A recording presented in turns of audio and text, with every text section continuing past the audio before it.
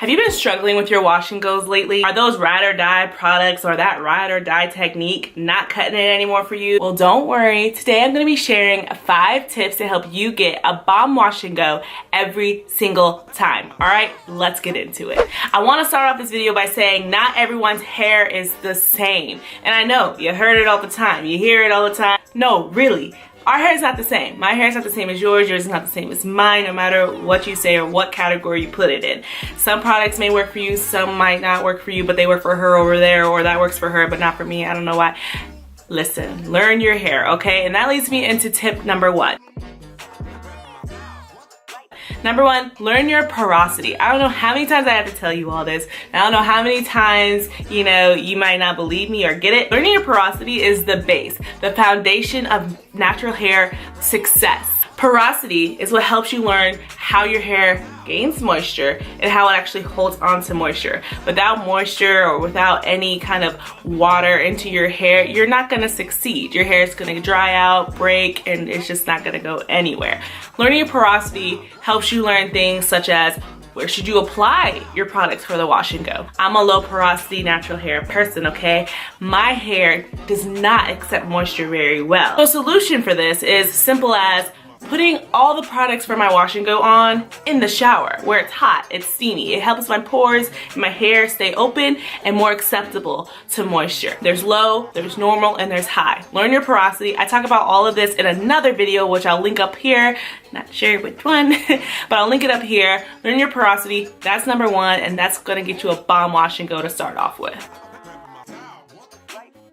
Number 2, experiment with your gels. Now, as we all know, we like to put on maybe the leave-in, and then maybe a curl defining cream, and then a gel, and then if you're extra, a little oil on top for shine and sheen and to get rid of the crunch.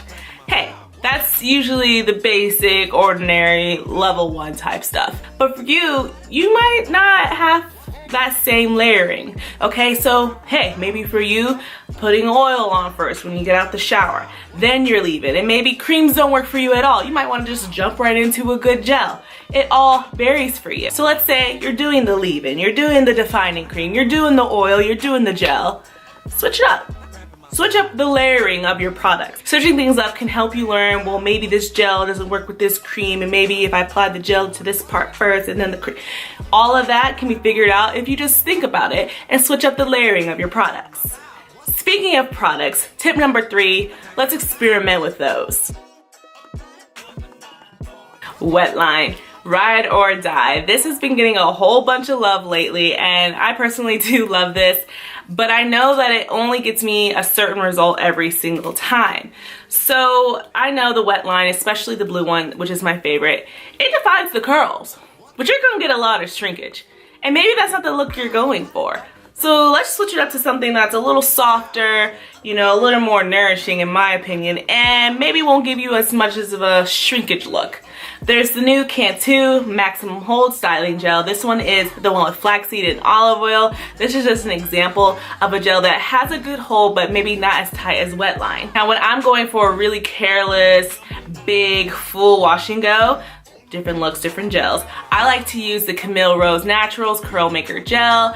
Pricey, but I'm starting to love it. At first I didn't, but now I do. So I'm gonna put a picture of it up here because I don't have it with me currently, but this gel is good for like a careless, free, I'm just running out the house but I still want my curls popping kind of gel. So experiment and think about the looks you want your wash and go to be. There's so many variations of a wash and go, you just need to figure out which one works for you. Another product thing that I've been learning is that as a low porosity naturalista, I can't use heavy leave-in conditioners. I've been using leave-in conditioners for years and always wondering why my hair was so dried out after a wash and go. Granted, wash and goes are a drying out kind of hairstyle anyways, but within the next day, crazy, ridiculous.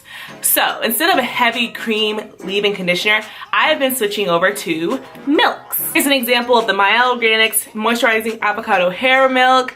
Now, I just always bring this one up because it's the one I've been working on and it's almost gone. I actually just got another bottle of it. But that's an example of a milk. It's lighter, it's not as heavy, but it still gets the job done of conditioning your hair, keeping it soft and moisturized.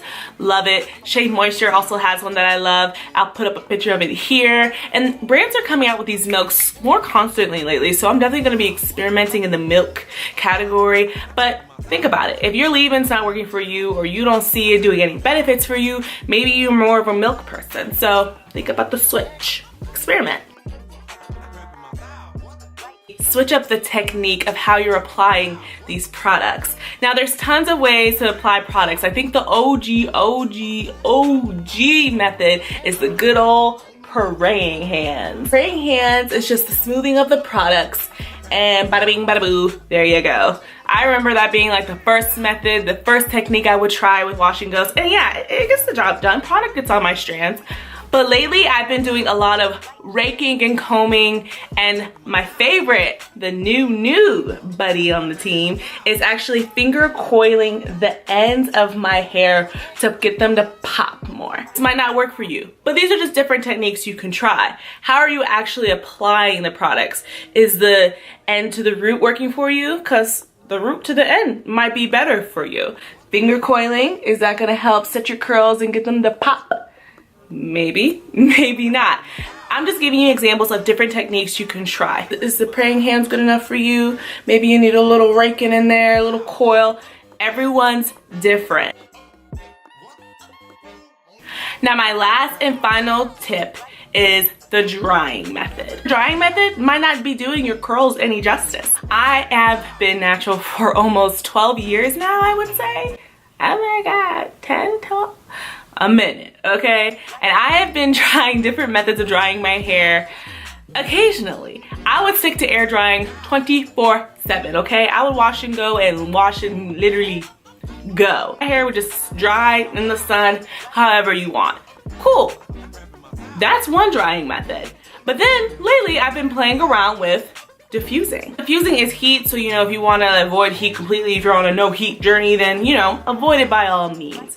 But I have learned the difference from air drying and diffusing is more defined curls are with diffusing. Are you not going for really like super defined curls? You just kind of want a nice little ringlet or two, or do you want something that gets your hair done dry fast and the curls are set longer and defined? Diffusing is a really good, cool method that I've been playing with.